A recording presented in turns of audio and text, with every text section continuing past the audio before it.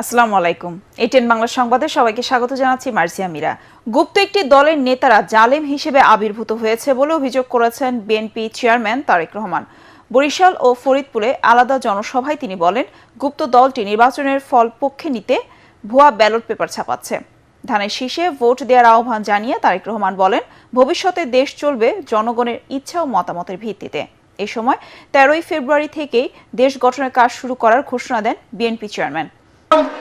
এই বাংলাদেশ চলবে জনগণের রায়ের ভিত্তিতে এবং এই জন্যই বাংলাদেশের মানুষ আগামী 12 তারিখে তাদের পছন্দসই প্রতিনিধি নির্বাচন করবে, যারা জনগণের ইচ্ছা মতন জনগণের কাছে জবাবদিহি করার মাধ্যমে ইনশাআল্লাহ আগামী দিন দেশ পরিচালনা করবে।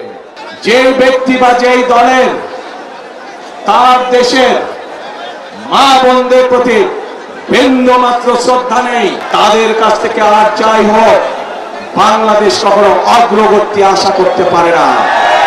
এইসব গুপ্তদের বিরুদ্ধে আপনাদেরকে সতর্ক থাকতে হবে, সজাগ থাকতে হবে।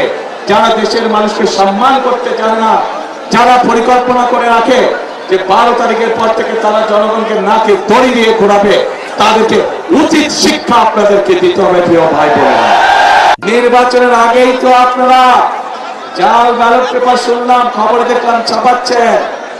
নির্বাচনের আগেই তো দেখলাম আপনাদের লোকজন এনআইডি নাম্বার নিয়ে যাচ্ছে, মা বোনদের বিকাশ নাম্বার নিয়ে যাচ্ছে।